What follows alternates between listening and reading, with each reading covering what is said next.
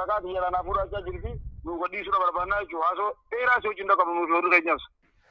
السلام عليكم ورحمة الله وبركاته جرجرتو وتوتا خينيا خاصنو داوتن هشام عركفوني ورا من تبراز بك جرتت نغا فيادا اسجيني ديبني ارانتناس مالين ديبني جو خسن نولتني ارانتنا وني دفنين ريفونتنا انا خرادي ما توري وبريسي نتي دول اكما اسدوري سنتي ماچا توري وري خينيا ماتين خيافي ماتين سيلين قبان قبن اكدو تنفن يرو فقو قبن اكانا سميا بيالا يركي قبا هين قبن جچودا خناف ندبا توري akkamitti ittima dhiro jeetin yaada ture jechuudha. Kanaafi arraan tanammoo obboleessina dawwale. Waa dhagee dawwale waa nagamanu gaafachuuf dawwale makiinaa keessaan jiraa jeetin itti cufe. Hoggaan galeen si dawwalaa jeeni jechuudha. Kanaafi daawwattoota kiyyaa dhugaa rabbi dubbachuudhaaf akkamittiin itti himaa jeetin hojii manaa naa taatee jirti duraanuu na dhibuu jirti halkanii guyyaa. Mee amma yoo bilbilee isi nagaafate rabbi isi nagaafachiisini wi yoo ka isi nagaafatu taate akkamiin jaan kunis gaafii takka yoonii fi gartee kanuun bilbilin isa isaan obboleessii kana bilbiltee jiraatte obboleessii kana bilbiltee jiraatte yoo mee maal akkamiin jaan duraa cufattee nu dubbisuu diddee yoo obboleessa kana dubbisee jiraatu taates irraa dhageenya yoonii fi ammoo gartee nagama nu gaafachuuf dawwalees mee ni barra akka jennee gaa itti himnus mee walumaan laalla rabbi khayri haa godhu galeetiin si dawwalaan jeeni mee waan walumaan dhageenya.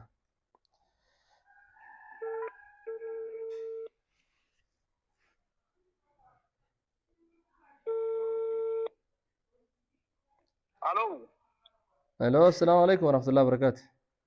Wa alaikum salam warahmatullahi wabarakatuh. reefu bar karaan deemaa tureen telefoona sirratti cufee amma gallaan si dawwale. Okay. Akkami gandii namuu nagee qabanii? Nagee alhamdulillah. Ummaa fi maamaan faanis namuu nagaa? Nagee qaban namutu. Galata isaati. Nagee nutis rabbi galata rabbi fayya qabna nutis nagee rabbiiti. Sumayyaanis nagee qabdi lakki alhamdulillah galata rabbi nagee qabdi. Barga isinitti himuudhaan har'a boru Osmaan Juu asafe malee dhiyoo tana carraan tokko dhufeeti. Carraan tokko dhufeetiin akkasitti Sumayyaa karaa biyya Arabaa kana ergee.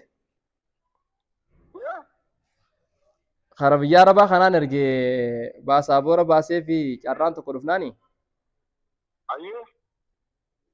Akka isinitti nima jeetumaan osoo narra boruun isinitti maja'uutiin asafe kaayi ammallee beektaa jarjara taate carraan sun dafee dhufeetiiti odoon isiniinuu mari'atiin kaa nama tokkotti illee himne beektaa namuu quban qabanii.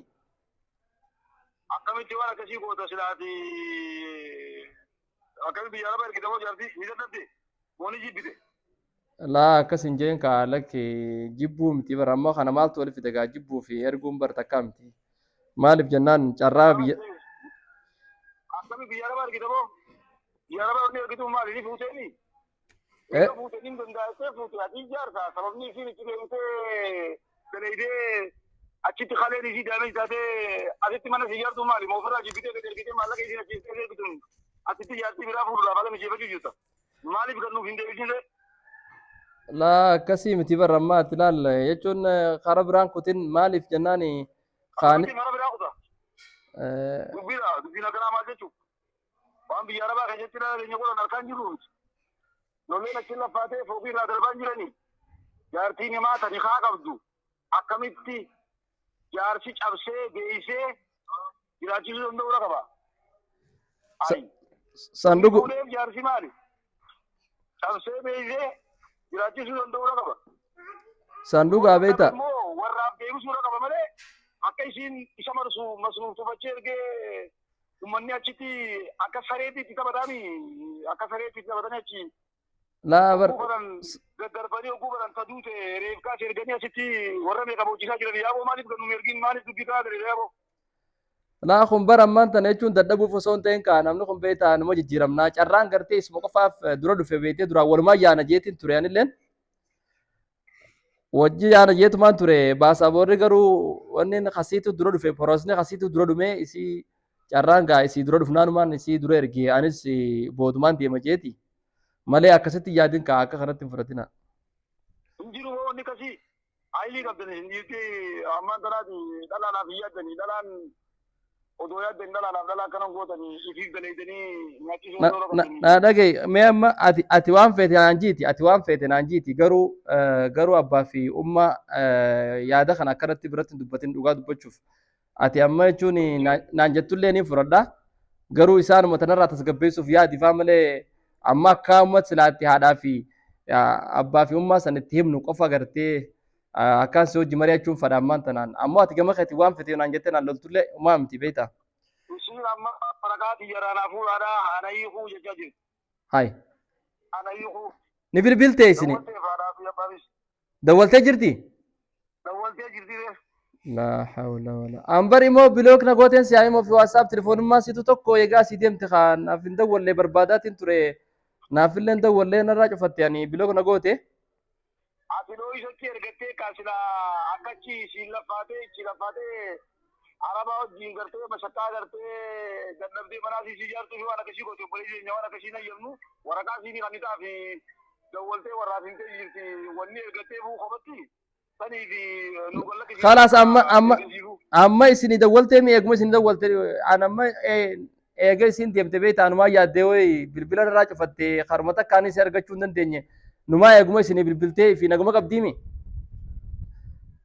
Nagee qabdee ati gurgurachuuf ergatte asitti ni gurguratte malee nuti akka gartee bultii yaattuu si fanni ati dhoo isatti nuun adda baastee sila akkasitti geeffattee akkasitti as teessee maallaqa irraa gurgurachuu haate isin nu dawwaltee jirti gaa warra namni bikarraa itti fagaatu hin jiru ammoo nuti amma nu gadhiisuu barbaadna gara. Akkanatti yaadina gaa. Nuti maatiin biyyaas warri keenyaas kanarra walii galee jechuudha. Allah akkasii miti kaayimee mee tasgabbaayii warruma haadhumaa fi abbaa sanuu narraa tasgabbeessimee isiilleen kaayoo. Achi geeffattee isin jaarsa taatee ati jaartii taatee si masruuftu hin jirtu akkanatti dhalaa meeqa kunoo gizee dhageenyu yaaraba kanatti dhalaa fooqii irraa gad darbanii yoo isin gartee waa balleessite achitti miidhanii ijoollee meeqaatu fayyaadhaan kutee asitti dhukkubsattee deebitee ijoollee meeqa kaleen daameej taatee isin nu deebite nuti obboleettiin teenya gaa akka gartee achi biyya arabaa dheetee nihaa namaatiin jaarsaaf achi lafaatee asitti gartee waa guutuuf hin argine akka ati bulfattuuf sii kanine eegaa ati nuti nama gartee dhalaa biyya arabaa geeffatu ka jaartii qabu nama jibbeetti beeku nama jaartii jibbee geeffate ka gurguratetti beeku malee sanni faayidamsetti hin beeknu isin dhiirtii ammaan tanaa gaa malakkaraan nama baastan nuti malakkaraan beeknu michoo teenya irraa niraa teenya kara nu hiitu itti yaadii kana of qopheessii michoon waraqaa biyyaanaa kan nuchaa jirti sumee jalteeti. Akkasii miti mee kaayiti mee numa tasgabbaawaa jechuun gaa amma isii qofallee miti beektaa namni hedduumaa biyya arabaa kana yaa'ee dalagachuu jira nama hedduu yaa'ee ofirraa jijjiiruu jira jireenyuma ofirraa jijjiiruudhaafi.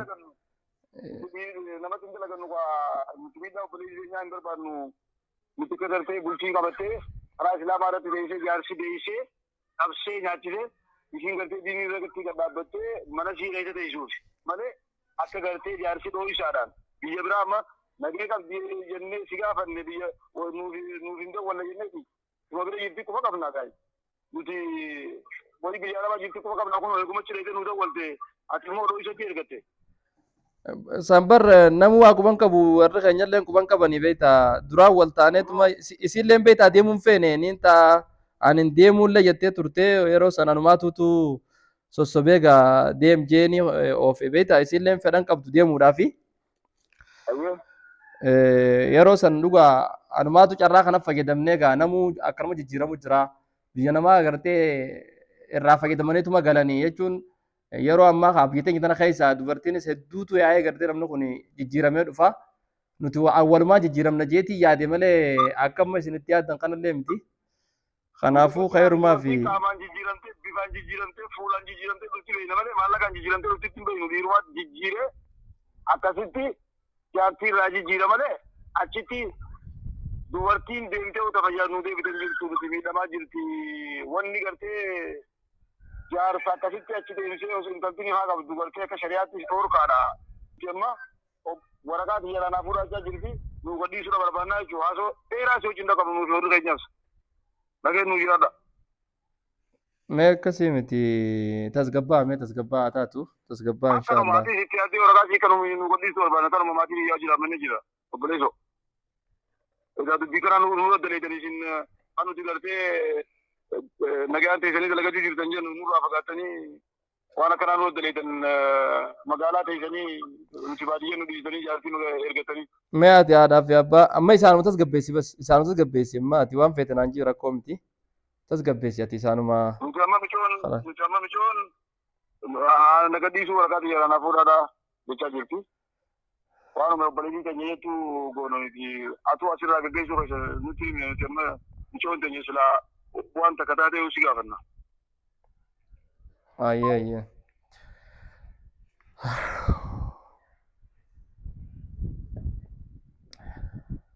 Egaa daawwattoota keenya dubbiin deemtu kunoo tana fakkaatti. Isaanii dawwaltee jirti wanni guddaan alhamdulillah eeguma mul'attee nagaan dheettee warra isaaniitiif dawwaltee wanni deemu jiru kana dubbiin hedduu hamtuu hedduu ulfaatudha. Kanaaf mee waan dhufu gaa walumaan aynaa wanni jennu hin jirtu isin ammoo alhamdulillah nagaan jiraachuu isiiti wanni guddaani tagartee gandaa amma gaa rabbi khayrii haa godhu. Mee hanga walitti deebinu nagaa jiraadha.